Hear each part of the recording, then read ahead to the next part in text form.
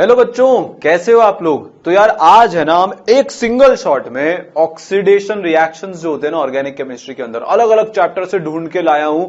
सारे oxidation reaction एक जगह पर एक सिंगल शॉट में बहुत औसम तरीके से आज इस वीडियो में हम सीखने वाले हैं कैसे कैसे ऑक्सीडेशन रिएक्शंस होते हैं यार। एक तो होते हैं जो स्ट्रॉन्ग ऑक्सीडाइजिंग एजेंट वाले होते हैं, KMnO4, K2Cr2O7, ठीक है, ओजोनोलिसिस अपना हो गया। साथ साथ में थोड़े से मॉडरेट और वीक वाले ऑक्सीडाइजिंग एजेंट्स भी देखेंगे और ये देखेंगे कि Tollens reagent, Fehling solution, Benedict solution, शिफ्ट सॉल्यूशन, इन सबसे हम एल्डिहाइड और कीटोन को कैसे डिफरेंशिएट कर सकते हैं। तो बहुत सारी चीजें बहुत शॉर्ट में, करीब मेरे हिसाब से 40-45 मिनट 50 मिनट तक ये जाना चाहिए, उसमें हम इसको खत्म कर लेंगे। तो बहुत इंपॉर्टेंट रिएक्शन है ये, हर जगह आएगा। जो इंटर कन्वर्जन आते हैं ए से बी से सी से डी, वहां पे हमेशा ऑक्सीडेशन बीच में कहीं ना कहीं पे होता ही है।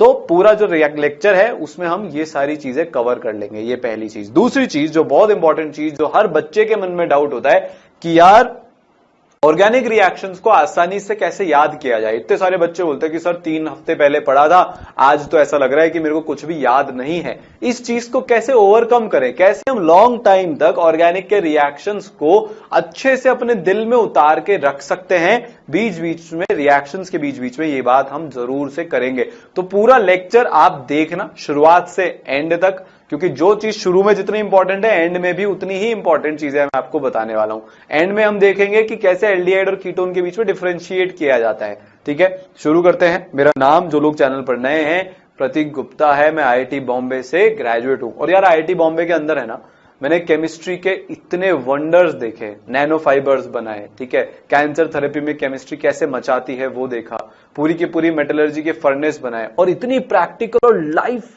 मतलब ऐसे जो होता है ना एकदम फील आ जाती है यार, भाई औकात बढ़ जाती है सब्जेक्ट की, अपने मन में एक लेवल बढ़ जाता है। वो चीज जो मैंने प्रैक्टिकली देखी, वो सेम चीज आप बच्चों को मिले, उसकी ब्यूटी का एहसास हो, यही मेरा काम है। ठीक है, आप फिजिक्स और मैथ्स भी ईसरल में पढ़ सकते हो। फिजिक्स पढ़ाते हैं सारांश Gupta sir, all India rank 41। यार ये जो ईसरल की टीम है ना, ये महाबलिदानी टीम है। सारांश सर के बारे में खास बात बताता हूं जो ज्यादातर लोगों को नहीं पता होगी, कि आज की तारीख में भी कुछ ही महीने पहले उनके पास गूगल का ऑफर लेटर आया था कि आप आओ, दुनिया के किसी भी कोने में हमको ज्वाइन कर सकते हो। उन्होंने बोला नहीं, मेरा पैशन है कि मेरे को बच्चों को पढ़ाना है, इंडिया के हर घर में एजुकेशन को पहुंचाना है। वो सारी सुख सुविधाएं छोड़कर, दुनिया की सबसे बड़ी कंपनीज के नौकरी को ठुकराकर आपको पढ़ाने में लगे। और आपको पता ही यार, सारांश सर बहुत औसम पढ़ाता है। मतलब जो बच्चों को फिजिक्स से डर लगता है ना, उनका भी वो डर निकल जाता है। जेई मेंस में उनका ऑल इंडिया रैंक 71 था, NSO में ऑल इंडिया रैंक 4 था, एलन करियर इंस्टीट्यूट में सालों तक फिजिक्स पढ़ाया। ठीक है, मैथ्स आपको पढ़नी है तो NK गुप्ता सर। ठीक है, 55 साल की उम्र में जब लोग रिटायरमेंट का सोचते हैं, तो उन्होंने सोचा नहीं, अब इंडिया के लिए अपन सारे बच्चों के लिए काम करेंगे। एलन में वाइस प्रेसिडेंट और एकेडमिक हेड थे, 6000 लोगों की टीम को हैंडल कर रहे थे, सब कुछ छोड़ छुड़ा के ईसरल में आ गए बच्चों को पढ़ाने। एक एक बच्चे को पर्सनलाइज लर्निंग मिली, इतने पागल हैं उसके पीछे कि आप सोच भी नहीं सकते हो। तो इन्होंने उस उम्र में जब रिटायरमेंट था, बलिदान दिया कि नहीं भाई, अपन तो सब छोड़ो, करोड़ों की नौकरी छोड़ के आज ईसरल में पढ़ा रहे हैं। तो आप ऐप इंस्टॉल करके इनसे पढ़ सकते हैं। सारा आंसर की रिवीजन सीरीज भी आप वो भी देख सकते हैं। इसके साथ साथ यार देखो, किसी भी बच्चे को रैंक वगैरह लानी है ना, तो ये जो आपको ऐसा लगता है कि थोड़े बहुत लेक्चर्स कर लेंगे, रैंडम इधर से कोई सी किताबें कर लेंगे, उससे कुछ नहीं होता। एक ऑर्गेनाइज्ड और सिस्टमैटिक तैयारी करनी पड़ती है, टाइम पे टेस्ट देने पड़ते हैं। तो हमने सोचा कि यार क्यों ना एक ऐसे इंसान से इस बारे में बात करें जो इसके एकदम महारथी हो। तो Arpit Maheshwari sir, all India rank 2 IIT के अंदर, दुनिया के टफेस्ट एग्जाम में 2nd रैंक, पूरे इंडिया के टॉप 3 बच्चों में है। उनसे बेटर कौन हो सकता है। तो हम उनसे बोला कि आप प्लीज हमें एडवाइस करें कि कैसे कैसे एक बच्चे की जर्नी को हम और पर्सनलाइज कर सकते हैं, टेक से एम्पावर कैसे कर सकते हैं। तो चीफ एडवाइजर की तरह से वो हमारे साथ हैं, all India rank 7 JEE mains में। तो यार ये टीम है, दिन रात हम आप लोगों के लिए लगे हुए हैं। देखो अभी लॉकडाउन के पीरियड में भी रेगुलरली ऑर्गेनिक के लेक्चर्स आ रहे हैं, बहुत मेहनत लग रही है। टीम उतनी नहीं है क्योंकि सब अपने घर पे लॉक्ड है, फिर भी ये चीज आपके लिए चलती रहेगी। तो आज ये 2 महा इंपॉर्टेंट चीजों को हम देखने वाले हैं। ठीक है, चलिए।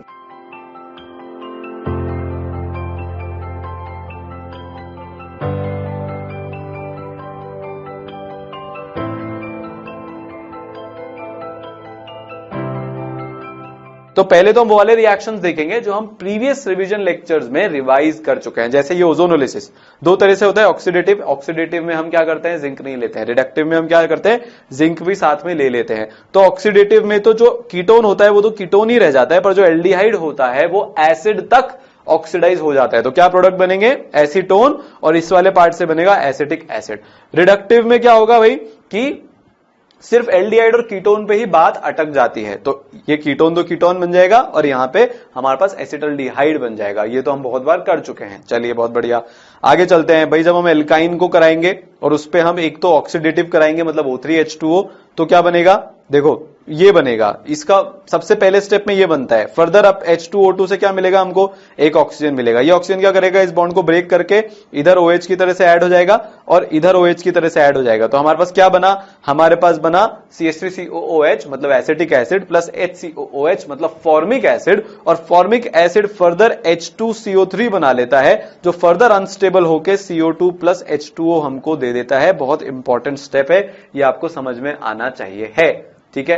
तो ये तो बात किसकी हुई, ओजोनोलिसिस की। एल्कीन्स को या एल्काइंस को ऑक्सीडाइज करा के एल्डिहाइड, कीटोन और एसिड में भेजने का बहुत शानदार तरीका है ओजोनोलिसिस, ठीक है, समझ में आ रही है बात। रिडक्टिव कराएंगे तो रिएक्शन यहीं पे रुक जाएगा, कहां पे रुक जाएगा, इस पर्टिकुलर उस पे, क्यों, क्योंकि यहां से जो ऑक्सीजन निकलेगी उसको जिंक खा जाएगा, तो हमारे पास ये स्पीशीज बन जाएगी। अगले पे चलते हैं। अगला तरीका है हम डायरेक्टली स्ट्रॉन्ग ऑक्सीडाइजिंग एजेंट से ऑक्सीडाइज करा दें। तो यहां से इसको तोड़ दो, ठीक है, और COOH बना दो, आपके पास क्या बन जाएंगे, दो एसिड बन जाएंगे। स्ट्रॉन्ग ऑक्सीडाइजिंग एजेंट कार्बन को पूरा उसके हाईएस्ट स्टेट तक जो पॉसिबल है ऑक्सीडाइज कर देता है। तो यहां पे ये एक तो R और C का बॉन्ड है, तो ये तो अब ऑक्सीडाइज हो नहीं सकता फर्दर। बाकी कार्बन की +3 ऑक्सीडेशन स्टेट इधर भी है, +3 ऑक्सीडेशन स्टेट इधर भी है, ठीक है। इसके ऊपर तो CO2 ही बन सकता है जो यहां पे पॉसिबल नहीं है, इसलिए रिएक्शन यहां पे रुक गया। चलिए बहुत बढ़िया, तो ये अपन के काम हुआ, SOA ने ये काम किया, मतलब स्ट्रॉन्ग ऑक्सीडाइजिंग एजेंट ने ये काम कर दिया। जब भी मैं SOA लिखूंगा मतलब स्ट्रॉन्ग ऑक्सीडाइजिंग एजेंट, और जब WOA लिखूंगा तो फिर वीक ऑक्सीडाइजिंग एजेंट, ठीक है।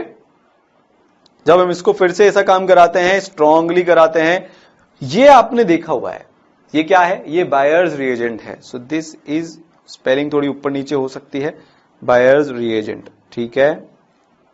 एल्कलीन KMnO4, ये क्या है, एल्कलीन KMnO4 है, तो ये डायऑल बनाने के काम आता है। ये उतना स्ट्रांग नहीं होता है जितना, जैसे फॉर एग्जांपल अगर मैं सिर्फ KMnO4 ले लेता तो इसकी थोड़ी सी ऑक्सीडेटिव पावर कम हो गई है, तो ये क्या बना लेता है, डायऑल, ग्लाइकोलिक स्पीशीज बना लेता है। और यहां पे जो एडिशन होता है, सिन एडिशन होता है, मतलब अगर मान लो मैं इस पे एडिशन करा रहा हूं, तो सिन एडिशन का मतलब क्या हुआ कि दोनों या तो वेज पर OH आएंगे या दोनों डैश पर OH आएंगे। तो स्टीरियो केमिस्ट्री के लिहाज से हमको ये चीज याद रखनी है, हमको ये चीज समझ में आनी चाहिए कि यहां पे सिन एडिशन होता है, बहुत इंपॉर्टेंट पॉइंट है। चलिए आगे चलते हैं। एंटी डायोल फॉर्मेशन, भाई सिन डायोल तो बना लिया, एंटी डायोल बनाने के लिए सबसे ऊपर एल्कीन का आप इपॉक्सीडेशन करा दो, जैसे C+C है, ठीक है। इसको मैं, या फिर चलो अपन ये कंपाउंड ले लेते हैं, हम यहां पे ये कंपाउंड ले लेते हैं, हमारा साइक्लोहेक्सीन ही ले लेते हैं, उससे आपको समझ में आएगा। इसका मैंने क्या करा दिया, इपॉक्सीडेशन करा दिया। इपॉक्सीडेशन में कैसे करा सकता हूं, मैं MCPBA ले सकता हूं। क्या ले सकता हूं मैं, MCPBA, metachloroperbenzoic acid, one of the most famous इस तरह से ऑक्सीडाइजिंग एजेंट जो इपॉक्सी बनाने में काम आते हैं। तो क्या होगा भाई, यहां पे अपना इपॉक्सीडेशन होके इस तरीके से ये हो जाएगा।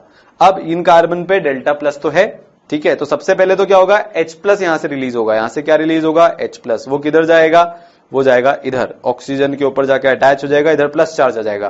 क्या बचा यहां पे, H2O, H2O के ऊपर क्या है, लोन पेयर। आप समझ रहे हैं जी किस तरीके से काम कर रही है चीज, सब कुछ एकदम दिमाग में क्रिस्टल क्लियर होना चाहिए, एक अंदर से फील आनी चाहिए। भाई सबसे पहले यहां से H+ निकलेगा, कहां जाएगा, जहां पे इलेक्ट्रॉन ज्यादा है। इस पूरे कंपाउंड में इलेक्ट्रॉन मैक्सिमम किधर है, जहां पे मैंने ये ब्लू एरो बना रखा है, ऑक्सीजन के पास, तो ऑक्सीजन के पास चला गया। फिर ऑक्सीजन के पास गया तो आपके पास पीछे एक न्यूक्लियोफाइल बचा। क्या यहां पे Δ+ है? तो क्या पॉजिटिव चार्ज है? न्यूक्लियोफाइल का मतलब जो पॉजिटिव चार्ज को प्यार करता है, तो ये अपना कहां पे जाएगा, ये इधर जाके अटैक करेगा, रिंग ओपन हो जाएगी और फाइनली जो हमारे पास कंपाउंड बनेगा वो कुछ ऐसा बनेगा कि एक OH तो अगर वेज पे है तो दूसरा OH डैश पर होगा। So this is anti diol. Syn diol बनाना है तो बेयर्स रिएजेंट का यूज कर लो, एल्कलीन KMnO4, और अगर एंटी डायऑल बनाना है तो पहले एल्कीन से इपॉक्सी बनाओ MCPBA वगैरह यूज करके, और फिर इपॉक्सी पे H3O+ का रिएक्शन करवा के क्या करवा लो, उसका एंटी डायऑल फॉर्मेशन करवा लो। ठीक है, चलिए epoxidation of alkenes by reaction with peroxy acids, ये अपन ऑलरेडी देख चुके हैं, जैसा कि मैंने आपको बताया ये तो अपना पर बेंजोइक एसिड है, अपन इसकी जगह MCPBA भी यूज कर सकते हैं, वो भी सेम काम ही करेगा। क्या बना देगा वो इपॉक्सी कंपाउंड बना देगा। इसको हमने डिटेल में रिवाइज किया था जब हम एल्कोहल ईथर और इपॉक्सी कंपाउंड्स का रिवीजन कर रहे थे। तो ठीक है, चलिए इपॉक्साइड यहां पे आपके बन गया और ये आपका RCOOH, मतलब RCOOOH है ना, यहां पे परऑक्सी लिंकेज है, तो ये ऑक्सीजन यहां से गायब हो जाएगा और हमारे पास एक सिंपल बेंजोइक एसिड बन जाएगा। बेंजोइक तो नहीं बोलेंगे इसको, एसिड, सिंपल एसिड बन जाएगा, ऑर्गेनिक एसिड। बेंजोइक तो ये तब होता जब ये R अपना क्या होता, जब ये R अपना एरोमेटिक होता। ठीक है, चलिए बहुत बढ़िया, बेंजीन रिंग लगी होती है R में बेसिकली। ठीक है, oxidation of diol by HiO4, this is the most important oxidation reaction. ये one of the most important oxidation reaction है। कोई सा भी एग्जाम हो, चाहे बोर्ड, जेई, नीट, हर जगह पे इसका आपको पूछा जाता है कि क्या होगा। ठीक है, इसकी एक बहुत शानदार ट्रिक आपको बताने वाला हूं, बहुत मजा आएगा। वो जो था ना कि ऑर्गेनिक के रिएक्शंस को हम कैसे लॉन्ग टाइम तक याद रख सकते हैं, कैसे अपनी मेमोरी में लाइव कर सकते हैं, वो हम यहां से सीखेंगे। ठीक है, क्या होता है जब आप HiO4 का रिएक्शन करवाते हो एक डायऑल पे, किस पे, डायऑल पे, तो ये HiO4 जो है ये बहुत सारे OH रिलीज करके क्या करता है कि यहां से इस बॉन्ड को ब्रेक करके इस पे भी एक OH लगा देता है और इस पे भी एक OH लगा देता है। क्या करता है कि कार्बन कार्बन का बॉन्ड को ब्रेक करके दोनों तरफ OH लगा देता है। और आपको ये पता है कि एक कार्बन पर जब दो OH होते हैं तो वो अनस्टेबल होता है, तो ये यहां से पानी बन के बाहर निकल जाएगा और यहां पे क्या आ जाएगा, एक डबल बॉन्ड आ जाएगा, ये भी पानी बन के बाहर, तो आपको क्या मिल जाएगा, एल्डिहाइड मिल जाएगा। कौन सा एल्डिहाइड, फॉर्मल्डिहाइड मिल जाएगा। समझ में आया, ये ट्रिक याद आई। ठीक है, अब कुछ बच्चे क्या गलती करते हैं, वो सीधा रटना शुरू कर देते हैं। कैसे कि यार देखो, अगर ऐसा डायऑल हुआ जिसमें ऊपर कोई और कार्बन नहीं है, नीचे कोई और कार्बन, मतलब सिर्फ दो ही कार्बन है, तो फिर आपका जो है ना एल्डिहाइड बनेगा। अगर मान लो कुछ ऐसी स्पीशीज आ गई कि जहां पे 3 कार्बन का है और तीनों कार्बन पे OH है तो ये बनेगा, 4 कार्बन है तो ये बनेगा, 5 कार्बन है तो ये बनेगा, ये एकदम गलत तरीका है। बेस्ट तरीका क्या है, जितने भी कार्बन कार्बन बॉन्ड हैं सबको तोड़ो और उसकी जगह दोनों कार्बन पे OH लगा दो। जैसे अगर आपके पास मान लो ऐसे करके 100 कार्बन है, ये नीचे तक 100 आ रहा है, इसको तोड़ो, इधर OH लगाओ, इधर OH लगाओ, यहां पे तोड़ोगे इसको तो ऊपर भी OH लगेगा, नीचे भी OH लगेगा। जितने कार्बन के बॉन्ड टूटेंगे, हर बॉन्ड टूटने पर 2 OH लगेंगे, एक ऊपर वाले कार्बन पे, एक नीचे वाले कार्बन पे। सर अगर कार्बन की चेन किसी ने लिटा के दिखा दी तो भाई एक राइट में लगा लेना, एक लेफ्ट में लगा लेना, उसमें क्या है। हाँ, इतना कंफ्यूजन भी नहीं होना चाहिए लाइफ में। ठीक है, तो एक कार्बन के बॉन्ड को टूटने पर 2 OH लगाने हैं, एक ऊपर और नीचे वाले कार्बन पे या फिर लेफ्ट और राइट वाले कार्बन पे। तो इस पे भी हमने यही किया, एक बॉन्ड को तोड़ा, लगाया। फिर इसके बाद बच्चे सोचते हैं कि यार एल्डिहाइड और ये कैसे बनेगा, बहुत सिंपल है। अगर एक कार्बन पर 2 OH हैं तो पानी बाहर निकल जाएगा, 3 OH हैं तो भी पानी बाहर निकल जाएगा। तो 2 OH या 3 OH से पानी बाहर निकाल दो, जो फाइनल प्रोडक्ट बना वो आपका फाइनल, जो भी प्रोडक्ट बना वो आपका फाइनल प्रोडक्ट होगा। तो याद करने का तरीका क्या होता है, तरीका होता है S से सबसे पहले समझो, फिर दूसरे S, एक D बीच में आता है, फिर D से देखो और फिर Y से याद करो। बच्चे क्या करते हैं, सीधा इस स्टेप पे आ जाते हैं। SDY में सिर्फ Y पे फोकस करते हैं, भाई सर ने लिखा दिया है अभी रट लेते हैं, अपने को तो फॉरएवर के लिए याद रह ही जाता है, किसी को कुछ भी फॉरएवर के लिए याद नहीं रहता है। ये गलत फहमी है, हम ओवर एस्टिमेशन कर लेते हैं अपनी मेमोरी को। नहीं, सबसे पहले समझो, जैसे कि हमने यहां पे समझा कि HiO4 एक अच्छा ऑक्सीडाइजिंग एजेंट है, वो OH रिलीज करेगा, वो OH जाके इस कार्बन कार्बन के बॉन्ड को तोड़ देगी, यहां पे अटैक हो जाएगा। अब कुछ बच्चे पूछेंगे सर ये कार्बन कार्बन बॉन्ड तो स्ट्रांग है, अटैक क्यों हुआ? वो इसलिए हुआ क्योंकि यहां पे डेल्टा प्लस है, डेल्टा प्लस है। दो सेम चार्जेस जब पास में आते हैं तो क्या होता है? रिपल्शन होता है। रिपल्शन होता है तो ये एक दूसरे से क्या करेंगे? दूर खिसकेंगे। मतलब आपने बॉन्ड लेंथ बढ़ा दी, बॉन्ड लेंथ बढ़ा दी तो बॉन्ड स्ट्रेंथ को क्या होगा? बॉन्ड स्ट्रेंथ हो जाएगी कम। तो ये हमने समझ लिया, ठीक है। फिर हमने इसको देखा, याद करने की कोशिश नहीं करी, हमने इसको एक अपनी अलग से कॉपी बना ली जिसमें हमने अपने सारे रिएक्शंस लिख रखे हैं। उस बार बार कॉपी को हम पढ़ते जा रहे हैं, याद नहीं करना। दिमाग को सिग्नल दे देना याद करना है तो वो बर्डन ले लेता है, वो घबरा जाता है, वो भागने की कोशिश करता है। 5 बार 10 बार देखा, लंच करते टाइम, डिनर करते टाइम, रात को सोते टाइम, ठीक है, 7-8 दिन तक हमने निहारा। याद नहीं करना है, देखना है। आपकी विजुअल मेमोरी आपके साथ ऐसा शानदार कमाल करेगी। फिर एक बार जब आप बहुत फेमिलियर हो जाओ, HiO4 आपके घर का एक सदस्य हो जाए, उसके बाद उसको याद करके जाना। तो मेरी एक टेक्निक है SDY, इसको अपने दिमाग में, अपने आप को, अपने दिल को और अपने दिमाग को दोनों को समझा लो, ठीक है, कि आज के बाद SDY करना है, सिर्फ Y नहीं करना है, ठीक है। तो इसके और एग्जांपल करते हैं। कितना सिंपल है, यहां से तोड़ो, इधर एक OH जोड़ो, इधर एक OH जोड़ो, एक कार्बन पे 2 OH अनस्टेबल, तो ये पानी बाहर निकल जाएगा तो कीटोन बन जाएगा। 2 कीटोन मिल गए, RCHO, R-CHO, HiO3 plus H2O यहां पे मिल गया। और कॉम्प्लिकेटेड सवाल अगर आ जाए तो भाई ये, जैसे अगर ये मान लो आ जाए तो यहां पे भी होगा वही कि कीटोन ही बनेगा। पीछे तो एल्डिहाइड बना था, एक्चुअली कीटोन नहीं बना था, एल्डिहाइड बना था, दिस इज एल्डिहाइड, ठीक है। यहां पे आपके पास कीटोन बन जाएगा क्योंकि 2 R ग्रुप्स अटैच हो रखे हैं, ठीक है। बहुत सिंपल है। थोड़ा सा और कॉम्प्लिकेसी बढ़ाएं तो अब एक बड़ा कंपाउंड ले लेते हैं जिसमें 3 कार्बन आ गए। इसको तोड़ो, यहां OH लगाओ और इधर OH लगाओ, एक बॉन्ड के टूटने पर 2 OH लगेंगे। इसको तोड़ो, ऊपर OH लगाओ, दिमाग मत लगाना, OH लगाना, यहां पे OH लगाओ। अब इस कार्बन पे डबल बॉन्डेड ऑक्सीजन है, जब 2 OH लगते हैं तब पानी बाहर जाता है। अगर एक ऑलरेडी डबल बॉन्डेड ऑक्सीजन है तो उसकी बॉन्ड स्ट्रेंथ बहुत अच्छी होती है, बॉन्ड स्ट्रेंथ काफी अच्छी होती है, यहां पे पानी बाहर नहीं जाएगा। तो जिसको हम येलो से सर्कल कर रहे हैं वो तो एक एसिड बना लेगा, ठीक है। अब बीच वाले कार्बन को नंबरिंग कर लेते हैं 1 2 3। सेकेंड वाले कार्बन को जब हम बनाएंगे तो इसके ऊपर, बेचारे के ऊपर 3 OH हैं। क्या है? 3 OH हैं। 2 OH में से पानी बाहर निकल जाएगा, ये डबल बॉन्डेड हो जाएगा और इससे भी क्या बन जाएगा? एसिड बन जाएगा। नीचे वाले अगर हम कार्बन को देखेंगे तो CH2 OH OH, एक पानी बाहर निकलेगा और ये अपना फॉर्मल्डिहाइड में कन्वर्ट हो जाएगा। तो जिसके ऊपर डबल बॉन्डेड ऑक्सीजन है, आपको पता है वो बॉन्ड नहीं टूटेगा, वहां से पानी बाहर नहीं निकलेगा तो एसिड बन जाएगा। 3 ऑक्सीजन आ गए तो एसिड बन जाएगा, और 2 ही ऑक्सीजन है तो या तो एल्डिहाइड या कीटोन बन जाएगा। क्लियर हुआ? ठीक है, तो बहुत आसान है, एक एल्डिहाइड और 2 अपने एसिड। चलें आगे चलते हैं। सो ये अपना एक अच्छा क्वेश्चन था, ये उससे भी अच्छा क्वेश्चन है। इसके प्रोडक्ट आपको बनाने हैं, सारे प्रोडक्ट बनाओ और फिर अपन दोबारा मिलते हैं। चलिए,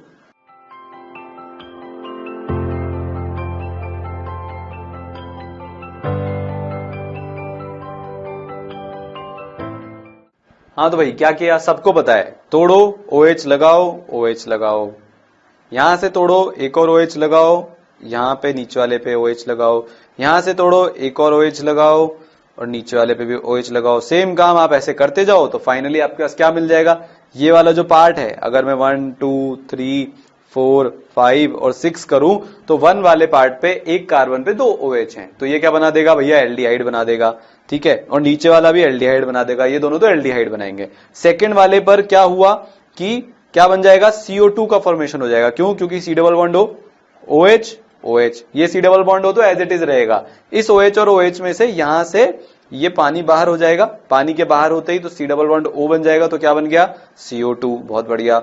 यहां पे क्या हुआ? 3 OH आ गए तो ये एसिड बना देगा, यहां पे भी 3 OH आ गए, ये भी एसिड बना देगा। ठीक है, आ रहा है समझ में? तो हमारे पास काफी सारे एसिड बन जाने, 3 4 और 5 वाले कार्बन से एसिड बन जाएंगे, 1 और 6 से एल्डिहाइड बन जाएगा और 2 से CO2 बन जाएगा।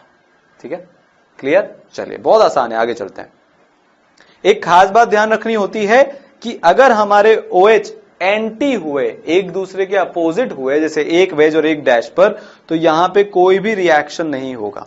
HiO4 सिर्फ सिन, डायोल्स, ट्रायोल्स इन पे रिएक्शन करा सकता है, एंटी पे रिएक्शन नहीं करा सकता। इसका रीजन जानना हो तो ऐप इंस्टॉल कर लेना, ईसरल की जो ऐप है वहां पे बहुत डिटेल में पढ़ाया हुआ है, वहां पे आप जाके देख सकते हो। पर यहां पे समझने की बात यह है कि HiO4 का रिएक्शन सिर्फ और सिर्फ किस पे होगा, सिन डायोल्स पे होगा, एंटी डायोल्स पे नहीं होगा। चलिए बहुत बढ़िया। एल्कोहल्स के ऑक्सीडेशन की अगर हम बात करें, अगर हम एक माइल्ड ऑक्सीडाइजिंग एजेंट लेते हैं जिसको अब हम MOA बोलेंगे, तो वो एल्कोहल को एल्डिहाइड में कन्वर्ट करते हैं, मतलब +1 ऑक्सीडेशन स्टेट से +2 ऑक्सीडेशन स्टेट में ले गए जाते हैं। माइल्ड है मतलब उतनी ताकत नहीं है, उतनी ताकत नहीं है तो ज्यादा वजन नहीं उठा पाएंगे, ज्यादा वजन नहीं उठा पाएंगे तो फिर सिर्फ +1 से +2 का वजन उठा सकते हैं, ठीक है। पर बहुत स्ट्रांग आदमी है वो तो भाई पूरा वजन उठा सकता है, आप उसको जितना दे सकते हो, कार्बन जितना उसको वजन दिला सकता है। तो जो स्ट्रांग ऑक्सीडाइजिंग एजेंट होगा, भाई माइल्ड ने तो अल्कोहल को एल्डिहाइड में बदल दिया, स्ट्रांग वाला क्या करेगा कि अल्कोहल को कार्बोक्सिलिक एसिड में बदल देगा, +1 से +3 की जर्नी पूरी हो जाएगी। तो इस चीज को हमको ध्यान रखना है। अब हम इस पूरे लेक्चर की सबसे इंपॉर्टेंट टेबल बनाने वाले हैं। क्या बनाने वाले हैं, हम एक टेबल बनाने वाले हैं जिसमें हम काफी सारी चीजें सीखेंगे, ठीक है। 2 डिग्री अल्कोहल, ये उस टेबल का प्री रिक्विजिट है, आपको समझ में आना चाहिए क्योंकि वहां पे दिखाऊंगा मैं।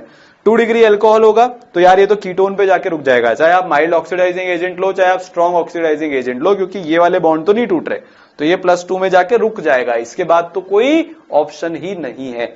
तो यार एक +1 ऊपर ले जाने की ताकत तो माइल्ड ऑक्सीडाइजिंग एजेंट में भी थी और स्ट्रॉन्ग ऑक्सीडाइजिंग एजेंट में थी, तो दोनों ये काम कर सकते हैं, 2 डिग्री अल्कोहल को कीटोन बना सकते हैं। अब बात आई अगर 3 डिग्री अल्कोहल की, तो उसमें तो कुछ नहीं होगा। तो ये टेबल जो मैं आपको बता रहा था, इसके टेबल के 2 हिस्से कर लिए, स्ट्रॉन्ग ऑक्सीडाइजिंग एजेंट और mild oxidising agent. Strong oxidising agent कौन कौन से होते हैं, H+KMnO4 हो गया, H+K2Cr2O7 हो गया, ठीक है, जोन्स रिएजेंट हो गया, H2CrO4, H2O, H2SO4, एक्चुअली इसकी स्पेलिंग गलत है, this should be Jones, JONES, ठीक है, H2CrO4, H2O, H2SO4 हो गया। Mild oxidising agent PCC, sir PCC क्या होता है अभी बता देंगे, PDC वो भी बता देंगे। MnO2 अलाइलिक बेंजाइलिक पोजीशन को ही ये ऑक्सीडाइज करता है, so this is a selective oxidising agent. ये क्या है, एक सेलेक्टिव ऑक्सीडाइजिंग एजेंट है, कौन, MnO2, ठीक है। इसके अलावा कॉपर 300 डिग्री सेल्सियस हो गया, NBS हो गया और ओपेनोर ऑक्सीडेशन हो गया। तो अगर अब हम देखें, ये सिर्फ एल्कोहल के ऑक्सीडेशन की बात हो रही है, तो ये 1 डिग्री को जो स्ट्रॉन्ग ऑक्सीडाइजिंग एजेंट है एसिड में कन्वर्ट कर देते हैं, जैसा देखा। 2 डिग्री को कीटोन बना देते हैं, 3 डिग्री पे कोई रिएक्शन नहीं देते। अगर हम माइल्ड ऑक्सीडाइजिंग एजेंट लेते हैं, मॉडरेट ऑक्सीडाइजिंग एजेंट लेते हैं, तो वो 1 डिग्री को एल्डिहाइड बना देते हैं, 2 डिग्री को कीटोन बना देते हैं और 3 डिग्री पे कोई भी रिएक्शन नहीं होता। तो अगर आप चाहो तो अभी के अभी पॉज करके इस टेबल का स्क्रीनशॉट खींच सकते हो, ये आपको बहुत टाइम आएगा, ठीक है। चीज कर लिया ना क्लिक, है ना। चलो आगे चलें, एक एक देख लेते हैं कि कौन क्या क्या होता है, कैसा दिखता है। एक क्वेश्चन है बहुत सिंपल सा, अगर मैं इस पे H+KMnO4 का रिएक्शन करवाऊंगा तो ये 1 डिग्री है, तो ये क्या बन जाएगा, एसिड, क्योंकि एक स्ट्रॉन्ग ऑक्सीडाइजिंग एजेंट है। ये 2 डिग्री है तो ये क्या बन जाएगा, कीटोन बन जाएगा। क्या बन जाएगा, कीटोन बन जाएगा। तो मेरा ए क्या बन गया, एक बीटा कीटो एसिड बन गया। और जब हम कार्बोक्सिलिक एसिड पढ़ेंगे वहां पे हम देखेंगे हीटिंग इफेक्ट, जिसमें एक बहुत इंपॉर्टेंट चीज सीखने वाले हैं कि जब हम बीटा कीटो एसिड को हीट करते हैं तो हमारा COOH जो है वो CO2 बन के गायब हो जाता है। क्या हो जाता है, CO2 बन के उड़ जाता है, फिर हमको वो आगे नहीं दिखता, ठीक है। सिमिलरली एक और क्वेश्चन है, ये सारे अपने कौन है, ये सारे के सारे को जब हम हीट करेंगे तो यहां पे कुछ ऐसा हो जाएगा, है ना। ये दोनों OH तो COOH में कन्वर्ट हो जाते हैं। ऐसा क्यों हो रहा है, ये सब हम कार्बोक्सिलिक एसिड में पढ़ेंगे। आपको यहाँ पे सिर्फ एक झलक दिखला दी है, क्योंकि लोगों को लगता है यार कि फिर सर इनकम्प्लीट है, कुछ चीजें छूट गई है। इसको डिटेल में जब हम हीटिंग इफेक्ट पढ़ रहे होंगे तब देखेंगे। जब इस कंपाउंड को हम हीट करते हैं तो ये दोनों अल्फा और अल्फा वाले COOH CO2 बन के उड़ जाते हैं, फाइनली साइक्लोहेक्सेनॉन हमारे पास मिल जाता है, ठीक है। तो अब जो जो चीजें हमको देखनी थी, भाई PCC क्या होता है, PDC क्या होता है, वो देख लेते हैं। PCC मतलब पायरिडीनियम क्लोरोक्रोमेट, तो this is pyridinium, this is chloro and this is chromate. आया समझ में, ठीक है। तो इसके 2 वर्जन होते हैं, एक आयनिक और एक नॉन आयनिक वाला। दोनों सेम ही है क्योंकि यहाँ पे लोन पेयर है, HCl एसिड है, H+Cl- देगा, ये H+ आके इधर अटैक कर देगा और ये स्पीशीज बन जाएगी। तो ये पीसीसी होता है। कहीं पे आपको ये बना हुआ मिल जाए तो समझ लेना this is a mild oxidising agent. 1 degree alcohol को एल्डिहाइड बना देगा, 2 डिग्री को कीटोन बना देगा और 3 डिग्री पे कोई रिएक्शन नहीं करेगा। ठीक है। पीडीसी क्या होता है भाई? पाइरिडीनियम डाइक्रोमेट। वो कुछ ऐसा होता है। क्या होता है? कुछ ऐसा अपना कंपाउंड होता है। ये कौन है? PDC, pyridinium dichromate. चलिए बहुत बढ़िया। इस पे जब मैं K2Cr2O7H+ का रिएक्शन करवाऊंगा so this will become carboxylic acid, क्योंकि ये 1 डिग्री है, ये 2 डिग्री है तो कीटोन बन जाएगा, this will become ketone. Strong oxidising agent की बात कर रहा हूं और यहां पे नो रिएक्शन होगा क्योंकि ये 3 डिग्री है। तो स्ट्रॉन्ग ऑक्सीडाइजिंग केस में मेरे पास ये प्रोडक्ट बन जाएगा। अब अगर हम पीसीसी लेंगे which is a mild oxidising agent, तो वो 1 डिग्री को कार्बोक्सिलिक एसिड की जगह एल्डिहाइड बना देगा। क्या बना देगा? एल्डिहाइड बना देगा।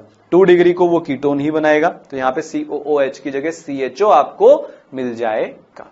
तो ये रिएजेंट चेंज करने का एक फर्क पड़ता है कि हमारे को एंड प्रोडक्ट अलग अलग मिलते हैं। ठीक है ना? बहुत बढ़िया। MnO2 सिर्फ ऑक्सीडाइज करेगा अलाइलिक और बेंजाइलिक OH को। मतलब अगर आपके पास 1 डिग्री और बेंजाइलिक, अलाइलिक या बेंजाइलिक हुआ तो MnO2 उसको एल्डिहाइड बना देगा, 2 डिग्री हुआ तो कीटोन बना देगा और 3 डिग्री हुआ तो कोई रिएक्शन नहीं कर पाएगा। अलाइलिक बेंजाइलिक पोजीशन कौन सी होती है? जस्ट डबल बॉन्ड के पास वाली पोजीशन है ना। अगर ये एक ओपन चेन डबल बॉन्ड है या फिर ये नॉन एरोमेटिक डबल बॉन्ड है तो ये अलाइलिक पोजीशन कहलाती है। क्या कहलाती है? अलाइलिक। ये आपको पता है। और अगर मान लो मैं ये वाला कार्बन देखूं तो दिस विल बी बेंजाइलिक। ये वाली जो पीएच के जस्ट बाजू में अटैच्ड है वो बेंजाइलिक कार्बन होता है। चलिए बहुत बढ़िया। जब हम इसको करेंगे तो ये वाला कार्बन क्या है भैया? ये वाला कार्बन अलाइलिक है, मतलब अलाइलिक पोजीशन पे OH है और ये क्या है? 1 डिग्री है, तो क्या बना देंगे? एल्डिहाइड बना देंगे। यहां से अपना जो है एल्डिहाइड बन जाएगा। ये क्या है? ये तो कोई पोजीशन नहीं है, नो पोजीशन, क्योंकि ये अलाइलिक बेंजाइलिक है ही नहीं। ये वाली पोजीशन जो होती वो अपनी अलाइलिक पोजीशन होती, पर यहां पे तो OH नहीं है। इधर वाली अलाइलिक पोजीशन पे OH है और वो भी 1 डिग्री है, दिस इज ऑल्सो 1 डिग्री। तो इसका क्या बन जाएगा? इसका अपना डबल बॉन्ड CHO बन जाएगा और इधर OH एज इट इज रह जाएगा। सो दिस इज अ सेलेक्टिव, क्या है ये? एक सेलेक्टिव OA है। OA माने ऑक्सीडाइजिंग एजेंट है। ठीक है। चलिए बहुत बढ़िया। यहां पे जब हम MnO2 के साथ रिएक्शन करवाते हैं सो this is non allylic non benzylic position, this is allylic position, तो MnO2 तो ये कंपाउंड बना देगा। ठीक है। ये MnO2 का कमाल है। पीसीसी या पीडीसी लेंगे तो वो 1 डिग्री तो को तो क्या बना देगा? 1 डिग्री को वो कीटोन बना देगा। सॉरी 1 डिग्री नहीं, 2 डिग्री को, तो ये 2 डिग्री को कीटोन बना दिया। ये भी 2 degree, both of them are 2 degree, तो ये कीटोन बन गया। यहां पे एरोमेटिसिटी आने की पूरी संभावना थी, तो रेजोनेंस के थ्रू ये बॉन्ड टूटेगा, इधर आ जाएगा, ये बॉन्ड टूटेगा, इधर आ जाएगा। तो हमको क्या मिल गया? ये हमको ये इसको हम बोल सकते हैं कि यार ये हाइड्रोक्सी फिनॉल है। इसको हम क्या बोल सकते हैं? हाइड्रोक्सी फिनॉल है। ठीक है। एक बार आइडेंटिफाई करने के लिए बेंजीन रिंग पे 2 OH ग्रुप लगे हुए हैं। ठीक है। चलिए बहुत बढ़िया। NBS एन ब्रोमोसक्सिनामाइड, ये हमने हाइड्रोकार्बन में भी देखा था जब हम ब्रोमीन को अटैच कर रहे थे एल्कीन पर। इस तरीके से ये कुछ दिखता है, ये भी ऑक्सीडेशन करवा देता है। ठीक है ना। ओपन और ऑक्सीडेशन में क्या होता है? हम एल्कोहल लेते हैं, उसके ऊपर हम AlOCme3 होल थ्राइस का रिएक्शन करवाते हैं। ठीक है। केमिकल बॉन्डिंग जिसने पढ़ी होगी सिमिलर कंपाउंड्स पे क्या होता है? बनाना बॉन्डिंग, ब्रिज बॉन्डिंग हो जाती है। याद आ रहा है? और साथ में हम एक कीटोन लेते हैं, है ना। जब हम ये कराते हैं तो इस टाइप का compound which is a 2 degree alcohol, ये कीटोन में कन्वर्ट हो जाता है। किस में कन्वर्ट हो जाता है? कीटोन में कन्वर्ट हो जाता है। 1 डिग्री होगा तो एल्डिहाइड, 2 डिग्री होगा तो कीटोन, ओपन और ऑक्सीडेशन में। ठीक है। हम अल्कोहल का डिहाइड्रोजनेशन भी करा सकते हैं, तो पूरा लिख लेते हैं। सो बेसिकली अगर 1 डिग्री हुआ तो 1 डिग्री को कॉपर 300 डिग्री सेल्सियस, ये माइल्ड ऑक्सीडाइजिंग एजेंट है, ये क्या करेगा? एसिटल्डिहाइड बना देगा। 2 डिग्री को क्या करेगा? एसीटोन बना देगा। तो 2 डिग्री से कीटोन, 1 डिग्री से अल्कोहल, ये कंसिस्टेंट थीम है किसके केस में? माइल्ड ऑक्सीडाइजिंग एजेंट के केस में। अगर स्ट्रॉन्ग ऑक्सीडाइजिंग एजेंट हुआ तो 1 डिग्री को एसिड, 2 डिग्री को कीटोन। ये हमने यहां पे अलग से क्यों लिया है? क्योंकि इसकी एक खास बात होती है। अगर आप एक 3 डिग्री सब्सटेंस लेते हो, जैसे आपने ये लिया एक 3 डिग्री अल्कोहल लेते हो, तो यहां पे नो रिएक्शन नहीं आएगा, यहां पे एल्कीन फॉर्मेशन हो जाएगा। क्या हो जाएगा? यहां पे एल्कीन का फॉर्मेशन हो जाएगा, तो एल्कीन बन गया। This is very important. बच्चे क्या है, अंधाधुंध, क्योंकि बाकी सब में 3 डिग्री में कोई रिएक्शन नहीं हो रहा, तो सर यहां भी नहीं होगा। भैया क्यों नहीं होगा? ये अपना अटैकिंग रिएजेंट ही अलग है। जो आपने चीज ली है कॉपर 300 डिग्री सेल्सियस, तो यहां पे क्या बन जाएगा? एल्कीन फॉर्मेशन हो जाएगा। क्या हो जाएगा? एल्कीन फॉर्मेशन हो जाएगा। चलिए बहुत सही। इसको हम बोलते हैं आइसोब्यूटाइलीन। ये क्या होता है? आइसोब्यूटाइलीन। ठीक है, आगे चलते हैं।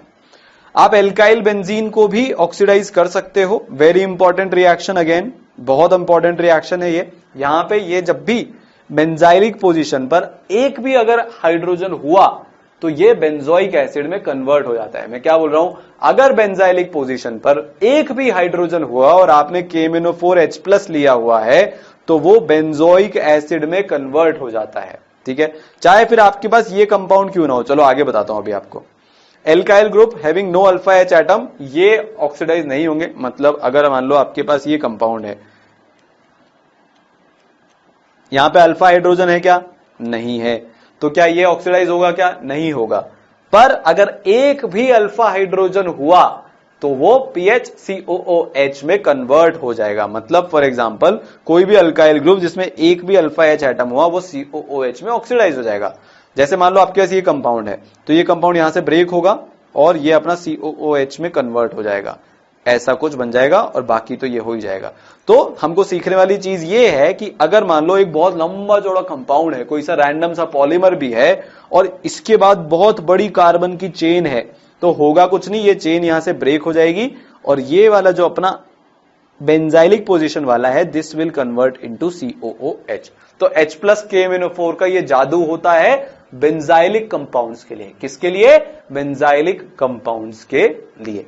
ठीक है, चलें आगे। चलिए अब हम देखेंगे कि यार एक एल्डिहाइड और एक कीटोन को हम कैसे डिस्टिंग्विश कर सकते हैं। क्या देखेंगे भाई? एक एल्डिहाइड और एक कीटोन को कैसे डिस्टिंग्विश कर सकते हैं।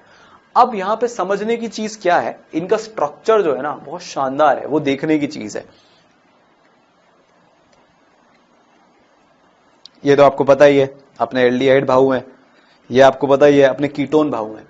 ये कार्बन पे डेल्टा प्लस है, इसको हम डेल्टा +1 बोलते हैं। ये कार्बन पे डेल्टा प्लस है, इसको डेल्टा +2 बोलते हैं।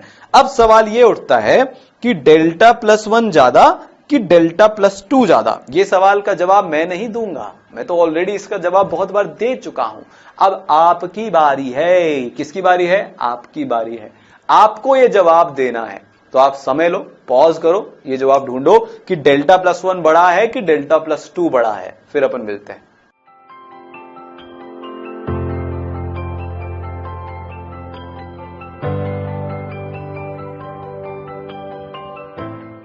हो गया। डिफरेंशिएटिंग फैक्टर क्या है भाई? यहां पे एक +I ग्रुप है और इधर 2 +I ग्रुप है। ठीक है, 2 +I ग्रुप है, ऐसे नहीं लिखते हैं, इसको लिखते हैं अपन यहां पे 2 ग्रुप हैं जो +I दे रहे हैं। तो जितना ज्यादा +I होगा डेल्टा प्लस की मात्रा उतनी ही कम होगी। मतलब एल्डिहाइड के कार्बन पे डेल्टा प्लस ज्यादा है। अगर एल्डिहाइड के कार्बोनिल पे डेल्टा प्लस ज्यादा है तो aldehyde will be more reactive, क्योंकि बाहर से कोई आएगा न्यूक्लियोफाइल अटैक करने, उसको सामने कीटोन दिख रहा है और एल्डिहाइड दिख रहा है, वो बोलेगा यार इस पे भाई पॉजिटिव चार्ज ज्यादा है, ये अपने काम की चीज है, पहले इस पे जाके अटैक करेंगे। तो सबसे ज्यादा अटैक किस पे होगा? एल्डिहाइड पे, फिर कीटोन पे। तो एल्डिहाइड ज्यादा रिएक्टिव होता है, मतलब वो ज्यादा जल्दी आसानी से ऑक्सीडाइज हो जाएगा। तो हमको ऐसे ऑक्सीडाइजिंग एजेंट ढूंढने हैं जो छोटे से रिएक्टिविटी के डिफरेंस पर अपना काम कर जाए। मतलब एल्डिहाइड को तो ऑक्सीडाइज कर दें एसिड के अंदर, पर कीटोन को ऑक्सीडाइज ना कर पाए। ठीक है, तो बस वही करते हैं, एक एक करके देखते हैं। सिल्वर मिरर टेस्ट सबसे important, most important distinguishing test है ये। क्या है? Most important distinguishing test. ये आपको समझ में आना चाहिए। सिल्वर मिरर टेस्ट, फिर Fehling solution, Benedict solution and शिफ्ट रिएजेंट, ये 4 हम देखेंगे। क्या क्या? Silver mirror test, Fehling solution, Benedict solution and शिफ्ट रिएजेंट। ठीक है, चालू किससे करते हैं? चालू करते हैं हम सिल्वर मिरर टेस्ट से। चलो बहुत बढ़िया। सिल्वर मिरर टेस्ट, इसमें देखो हम क्या करते हैं, हम एल्डिहाइड लेते हैं। ठीक है। उसके साथ हम इस पर्टिकुलर कंपाउंड का रिएक्शन करवाते हैं, AgNH3 होल ट्वाइस OH। तो एक कोऑर्डिनेट कंपाउंड है, कोऑर्डिनेशन कंपाउंड है, ठीक है। यहाँ पे Ag पे +1 है, इसलिए यहाँ पे OH माइनस है, ठीक है। आ रही बात समझ में? जब हम इसका रिएक्शन करवाते हैं तो देखो क्या होता है। एल्डिहाइड क्योंकि इजीली ऑक्सीडाइज हो जाते हैं तो वो एक काफी अच्छे रिड्यूसिंग एजेंट है। रिड्यूसिंग एजेंट मतलब वो इस Ag को +1 से 0 में ले जाएंगे। किस में ले जाएंगे? +1 से 0 में रिड्यूस कर देंगे उसको। तो होगा क्या, AgNO3 और NH4OH का जब हम रिएक्शन करवाते हैं तो हमारे पास अमोनिकल AgNO3 बन जाता है, जो हमने लिखा था ना, ये कंपाउंड जो हमने अंदर लिखा था ब्रैकेट के OH, ये अपना अमोनिकल AgNO3 है। ये क्या है? अमोनिकल AgNO3 है। और ये इसको हम बोलते हैं टॉलेंस रिएजेंट।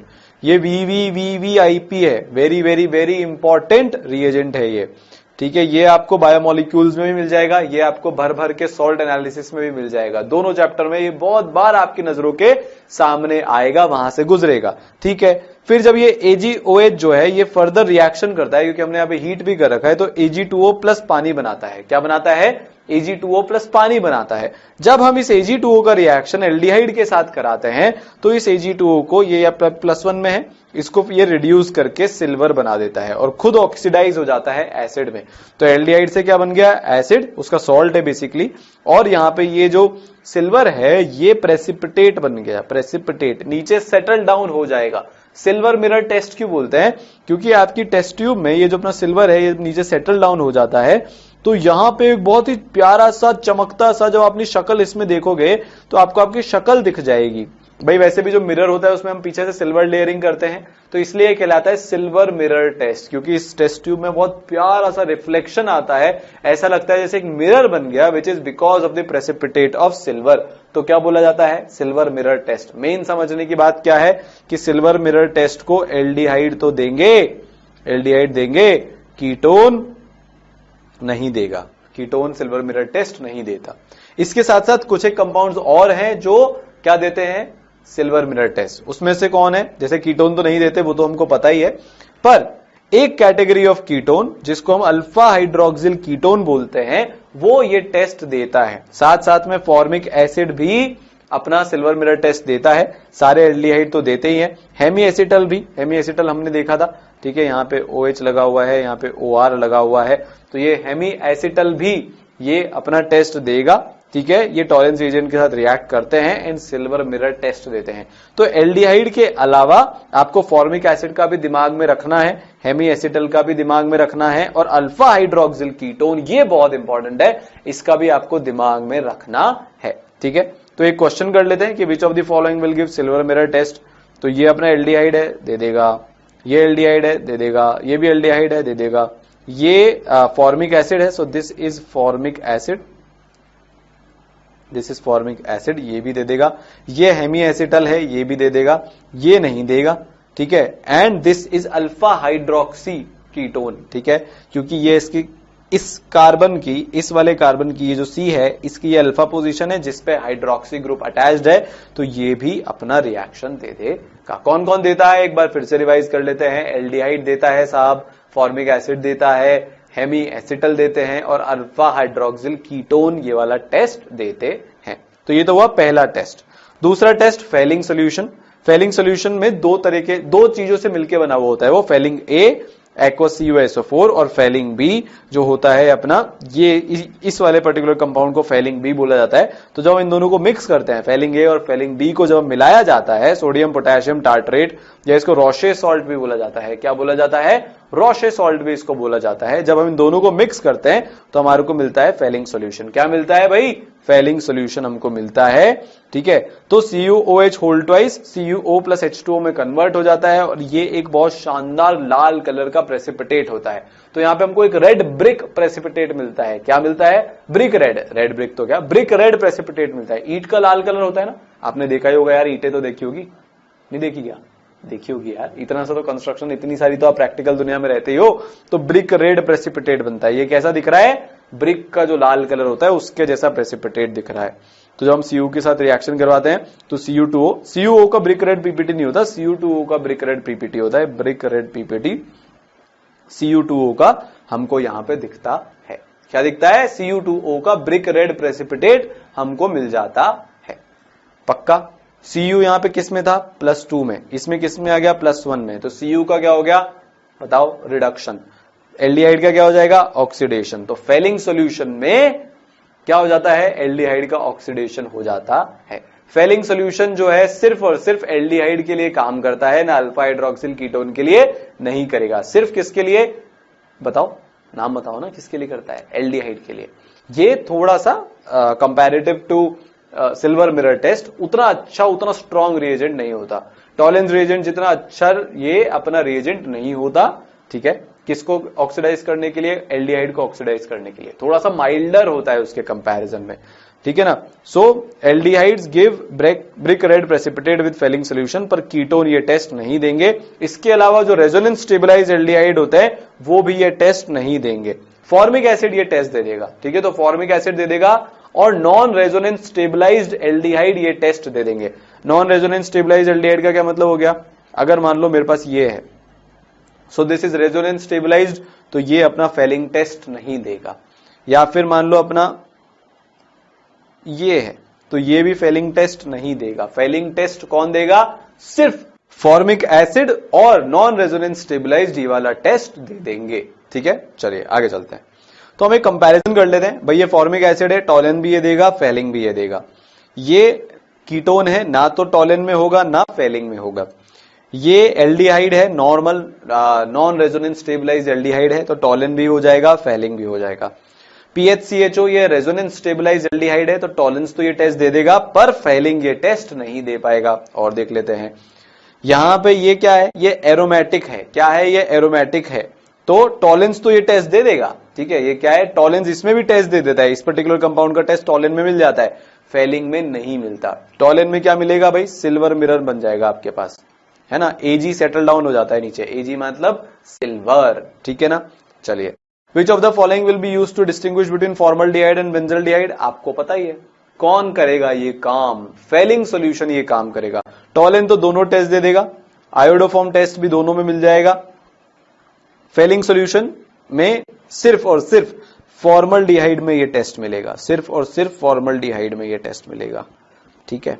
2,4-DNP भी दोनों के लिए हो जाएगा, 2,4-DNP भी दोनों के लिए हो जाता है, तो आंसर क्या हो जाएगा, थर्ड। तो एक सिंगल करेक्ट का बहुत प्यारा सा सवाल है, जेईई मेंस और नीट में ये इसके आने के काफी चांसेस रहते हैं, ठीक है ना। चलिए अगला सॉल्यूशन हो गया Benedict solution, sodium citrate plus CuSO4.5H2O। पीछे एक बार फिर से दिखा देता हूं, बेनेडिक्ट सॉल्यूशन को क्या बोला जाता है, मतलब किसको बेनेडिक्ट सॉल्यूशन बोला जाता है, सोडियम सिट्रेट प्लस CuSO4.5H2O को बेनेडिक्ट सॉल्यूशन बोला जाता है, ठीक है ना।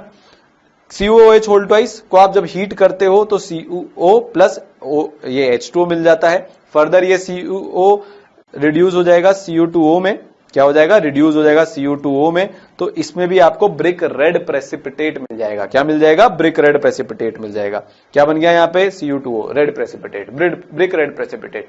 तो जो फेलिंग में हो रहा था एग्जैक्टली वो का वो बेनेडिक्ट में भी हो जाता है। शिफ्ट रिएजेंट, आप ये पर्टिकुलर कंपाउंड लेते हो, इसको आप SO2 के साथ रिएक्ट करवाते हो। जब आप इसको SO2 के साथ रिएक्ट करवाते हो तो इस कंपाउंड का ऑक्सीडेशन हो जाता है, SO2 इसका ऑक्सीडेशन करा देता है।